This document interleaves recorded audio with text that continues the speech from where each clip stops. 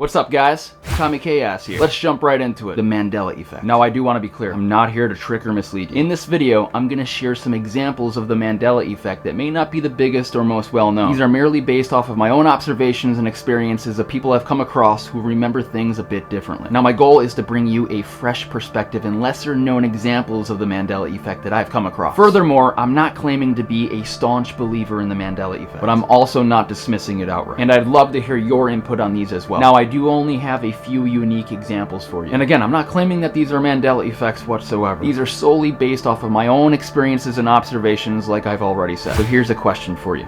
Who knows the bookstore chain Barnes & Nobles? Well, if you do, you may be surprised to find out that the name you remember isn't quite right, because it's actually Barnes & Noble without the S. Now, for whatever reason, I've always said Barnes & Noble without the S by default myself. However, I don't know if this is just weird coincidence. 100% of everyone I've ever met or come across has pronounced it Barnes & Nobles with the S on the end, and I'm always having to correct them. Now, it may seem like a subtle change. That is what makes the Mandela Effect so intriguing, because these tiny details have such a big impact on our memory. What do you remember? Barnes & Noble?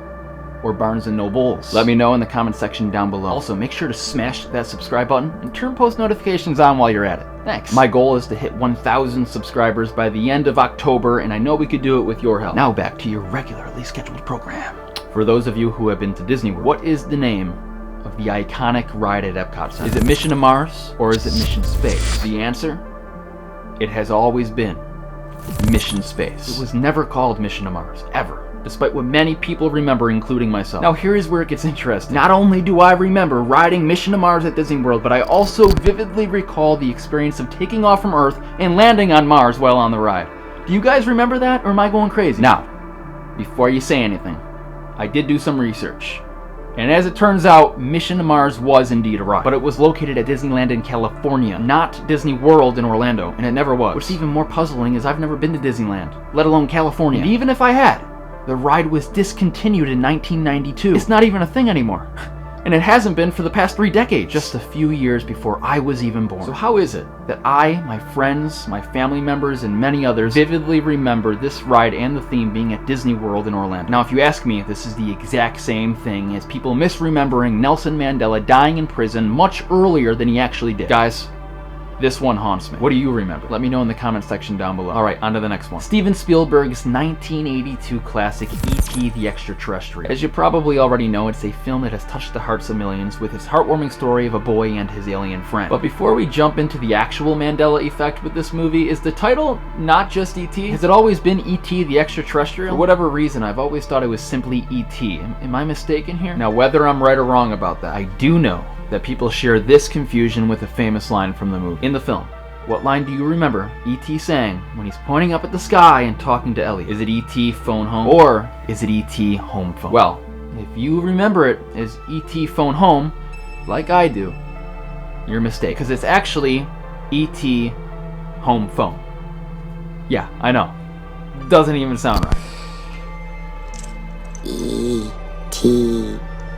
home phone. These are weird, man. Alright, I got one more for you, and it has to do with Shaggy from Scooby-Doo. Now, when I first found out about this one, I searched all over the internet to try to debunk this. But to my surprise, no luck. So you ready?